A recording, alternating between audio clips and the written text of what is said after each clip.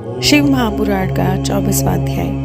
भस्म महात्म्य का निरूपण। सूत जी बोले, हे महर्षियों, भस्म संपूर्ण मंगलों को देने वाला तथा उत्तम है। उसके 2 भेद बताए गए हैं। मैं उन भेदों का वर्णन करता हूँ, आप लोग सावधान होकर सुनिए। एक को महाभस्म जानना चाहिए और दूसरे की स्वल्प भस्म। महाभस्म के भी अनेक भेद है। वो 3 प्रकार का कहा गया है, श्रौत, स्मार्त और लौकिक। स्वल्प भस्म के भी बहुत से भेदों का वर्णन किया गया है। श्रौत स्मार्त भस्म को केवल द्विजों के ही उपयोग के आने का योग्य कहा गया है। तीसरा जो लौकिक भस्म है वह अन्य लोगों के लिए भी उपयोग में आ सकता है। श्रेष्ठ महर्षियों ने ये बताया है कि द्विजों को वैदिक मंत्र के उच्चारण पूर्वक भस्म धारण करना चाहिए। दूसरे लोगों के लिए बिना मंत्र के ही केवल धारण करने का विधान है। जले हुए गोबर से उत्पन्न होने वाला भस्म आग्नेय कहलाता है। हे महामुनि, वह भी त्रिपुंड का द्रव्य है, ऐसा कहा गया है। अग्निहोत्र से उत्पन्न हुए भस्म का भी मनीषी पुरुषों को संग्रह करना चाहिए। अन्य यज्ञ से प्रकट हुआ भस्म भी त्रिपुंड धारण करके काम में आ सकता है। जबालोपनिषद में आए हुए अग्नि इत्यादि 7 मंत्रों द्वारा जल मिश्रित भस्म से धूलन, विभिन्न अंगों मर्दन या लेपन करना चाहिए। महर्षि जबालिन ने सभी वर्णों और आश्रमों के लिए मंत्र से या बिना मंत्र के भी आदर पूर्वक भस्म से त्रिपुंड लगाने की आवश्यकता बताई है। समस्त अंगों में सजल भस्म को मलना अथवा विभिन्न अंगों में तिरछा त्रिपुंड लगाना, इन कार्यों को मोक्षार्थी पुरुष प्रमाद से भी ना छोड़े, ऐसा श्रुति का आदेश है। भगवान शिव और विष्णु ने भी तीर्थ त्रिपुंड धारण किया है। अन्य देवियों सहित भगवती उमा और लक्ष्मी देवी ने भी वाणी द्वारा इसकी प्रशंसा की है। ब्राह्मणों, क्षत्रियों, वैश्यों, शूद्रों, वर्णसंकारों तथा जाति भ्रष्ट पुरुषों ने भी उद्दोलन एवं त्रिपुंड के रूप में भस्म को धारण किया है। जो लोग श्रद्धा पूर्वक शरीर में भस्म का उद्दोलन, लेप तथा त्रिपुंड धारण करने का आचरण करते हैं, उनमें वर्णाश्रम सम्मानित सदाचार की कमी है। जिनके द्वारा श्रद्धा पूर्वक शरीर में भस्म लेप और त्रिपुंड धारण का आचरण नहीं किया जाता है, उनकी विनिर्मुक्ति करोड़ों जन्मों में भी संसार से संभव नहीं है। जो श्रद्धा पूर्वक शरीर में भस्म लेप और त्रिपुंड धारण का आचरण पालन नहीं करते हैं, उन्हें 100 करोड़ कल्पों में भी शिव का ज्ञान प्राप्त नहीं होता। जो श्रद्धा पूर्वक भस्म लेप तथा त्रिपुंड धारण नहीं करते हैं, वे महापातकों से युक्त हो जाते हैं, ऐसा शास्त्रों का निर्णय है। जो श्रद्धा पूर्वक भस्मोद्वलन और त्रिपुंड धारण नहीं करते हैं, उन लोगों का संपूर्ण आचरण विपरीत फल प्रदान करने वाला हो जाता है। हे मुनियों, जो महापातकों से युक्त और समस्त प्राणियों से द्वेष करने वाले हैं, वही त्रिपुंड धारण तथा भस्मोद्वलन से अत्यधिक द्वेष करते हैं। जो आत्मज्ञानी मनुष्य शिवाग्नि का कार्य करके त्रायुषम जमदग्नि इस मंत्र से भस्म का मात्र स्पर्श ही कर लेता है, वो समस्त पापों से मुक्त हो जाता है। जो मनुष्य तीनों संध्या कालों में श्वेत भस्म के त्रिपुंड द्वारा धारण करता है, वह समस्त पापों से मुक्त होकर शिव सानिध्य का आनंद भोगता है। जो व्यक्ति श्वेत भस्म से अपने मस्तक पर त्रिपुंड धारण करता है, वह अनादिभूत लोकों को प्राप्त कर अमर हो जाता है। बिना भस्म स्नान किए षड्क्षर ओम नमः शिवाय मंत्र का जाप नहीं करना चाहिए। विधि पूर्वक भस्म से त्रिपुंड धारण करके ही इसका जाप करना चाहिए। दयाहीन, अधम, महापापों से युक्त, उपपापों से युक्त, मूर्ख अथवा पतित व्यक्ति भी जिस देश में नित्य भस्म धारण करते रहते हैं वह देश सदैव संपूर्ण तीर्थों और यज्ञों से परिपूर्ण ही रहता है। त्रिपुर धारण करने वाला पापी जीव भी समस्त देवों और असुरों के द्वारा पूज्य है। यदि पुण्यात्मा त्रिपुर से युक्त है तो उसके लिए कहना ही क्या। भस्म धारण करने वाला शिव ज्ञानी जिस देश में स्वेच्छा चला जाता है उस देश में समस्त तीर्थ आ जाते हैं। इस विषय में और अधिक क्या कहा जाए। विद्वानों को सदैव भस्म धारण करना चाहिए एवं लिंगार्चन करके षड्क्षर मंत्र का जप करना चाहिए।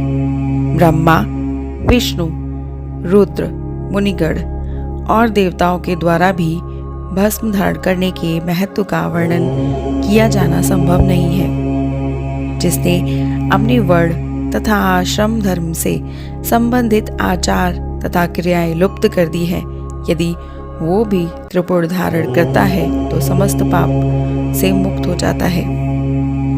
जो भस्म धारण करने वाले को त्याग कर धार्मिक कृत्य करते हैं उनको करोड़ों जन्म लेने पर भी संसार से मुक्ति नहीं मिलती। जिस ब्राह्मण ने भस्म से अपने सर पर त्रिपुर धारण कर लिया है उसने मानो गुरु से सब कुछ पढ़ लिया है और सभी धार्मिक अनुष्ठान कर लिए हैं। जो मनुष्य भस्म धारण करने वाले की देख कर उसे कष्ट देते हैं वो निश्चित ही चांडाल से उत्पन्न हुए हैं, ऐसा विद्वानों का जानना चाहिए। भक्ति परायण ब्राह्मण और क्षत्रिय को माँ नस्तोके तनय इस मंत्र से अभिमंत्रित भस्म को शास्त्रमय कहे गए अंगों पर धारण करना चाहिए। वैश्य त्रयंबकम यजामहे इस मंत्र से और शूद्र शिवाय नमः इस पंचाक्षर मंत्र से भस्म को अभिमंत्रित कर धारण करें। विधवा स्त्रियों के लिए भस्म धारण की विधि शूद्रों के समान कही गई है। 5 ब्रह्मादि मंत्रों से अभिमंत्रित भस्म के द्वारा गृहस्थ त्रिपुर धारण करें। ब्रह्मचारी त्रयंबकम यजामहे इस मंत्र को भस्म को अभिमंत्रित करके और वानप्रस्थी अघोरभ्यो अथ इस मंत्र से भस्म को अभिमंत्रित करके त्रिपुर धारण करें। किंतु यति सन्यासी प्रणव के मंत्र से भस्म को अभिमंत्रित करके त्रिपुर धारण करें। जो वर्णाश्रम धर्म से परे है वह शिवो अहम इस भावना से नित्य त्रिपुर धारण करे और जो शिवयोगी है वो ईशान सर्वज्ञानम इस भावना को करता हुआ त्रिपुर धारण करे। सभी वर्णों के द्वारा भस्म धारण करने के इस उत्तम कार्य को नहीं छोड़ना चाहिए। अन्य जीवों को भी सदा भस्म धारण करनी चाहिए, ऐसा भगवान शिव का आदेश है। भस्म स्नान करने से जितने कण शरीर में प्रवेश करते हैं उतने ही शिवलिंगों को उद्धारक अपने शरीर में धारण करता है। ब्राह्मण, क्षत्रिय, वैश्य, शूद्र, वर्णसंकर, स्त्री, विधवा, बालक, पाखंडी, ब्रह्मचारी, गृहस्थ, वानप्रस्थी, सन्यासी, व्रती और सन्यासिन स्त्रियां ये सभी भस्म के त्रिपुर धारण के प्रभाव के द्वारा मुक्त हो जाते हैं, इसमें संशय नहीं है। जैसे ज्ञानवश या अज्ञानवश धारण की गई अग्नि सबको समान रूप से जलाती है, वैसे ही ज्ञान या अज्ञानवश धारण किया गया भस्म भी समान रूप से सभी मनुष्यों को पवित्र करता है। भस्म तथा रुद्राक्ष धारण के बिना जल अथवा अन्न को अंश मात्र भी नहीं खाना चाहिए। गृहस्थ, वानप्रस्थ, सन्यासी और वर्णसंकर जाति का व्यक्ति यदि भस्म एवं रुद्राक्ष को धारण किए बिना भोजन करता है तो वो मात्र पाप ही खाता है और नरक की ओर प्रस्थान करता है। ऐसे समय में उक्त वर्ण धर्मों का वो व्यक्ति गायत्री मंत्र के जप से तथा यति सन्यासी मुख्य प्रणव मंत्र के जप से प्रायश्चित करके मुक्ति प्राप्त कर सकता है। जो त्रिपुर की निंदा करते हैं वो साक्षात शिव की ही निंदा करते हैं और जो त्रिपुर को धारण करते हैं वो साक्षात उन्हीं शिव को भी धारण करते हैं। भस्म रहित भाल को धिक्कार है। शिवालय, शिव मंदिर रहित राम को धिक्कार है, शिवार्चन से रहित जन्म को धिक्कार है और शिव ज्ञान रहित विद्या को धिक्कार है। जो लोग तीनों लोकों के आधार स्वरूप महेश्वर भगवान शिव की निंदा करते हैं और त्रिपुर धारण करने वाले की निंदा करते हैं, उनको तो देखने से ही पाप लगता है। ये वर्ण संकर, सुअर, असुर, खर, गधा, कुत्ता, सियार तथा कीड़े मकोड़े के समान ही उत्पन्न होते हैं और उन नरकगामी व्यक्तियों का जन्म मात्र पाप करने के लिए ही होता है। भगवान शिव की तथा त्रिपुर धारण करने वाले उन भक्तों की जो निंदा करते हैं, उन्हें रात में देखने पर चंद्रमा के दर्शन और दिन में देखने पर सूर्य के दर्शन में शुद्धि प्राप्त होती है। मात्र इतना ही नहीं, स्वप्न में भी उन्हें देखने से पाप लगता है। अतः स्वप्न में जो उन्हें देखे उनको अपनी शुद्धि के लिए श्रुति में कहे गए रुद्र सूक्त का आदर पूर्वक पाठ करना चाहिए, तभी उससे छुटकारा मिल सकता है।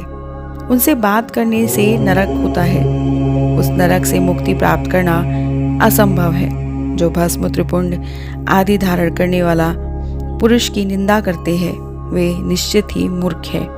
हे मुने, तांत्रिक, ऊर्ध्व त्रिपुंड धारण करने वाले तथा तपाए हुए चक्र आदि चिन्हों का धारण करने वाले इस शिव यज्ञ के अधिकारी नहीं है, वे इस यज्ञ से बहिष्कृत हैं। 20वें अध्याय के भाग 2 को सुनने के लिए सब्सक्राइब कीजिएगा हमारे YouTube channel Voice of Tales को और हमारी वीडियो को लाइक, शेयर, सब्सक्राइब करना मत भूलिएगा।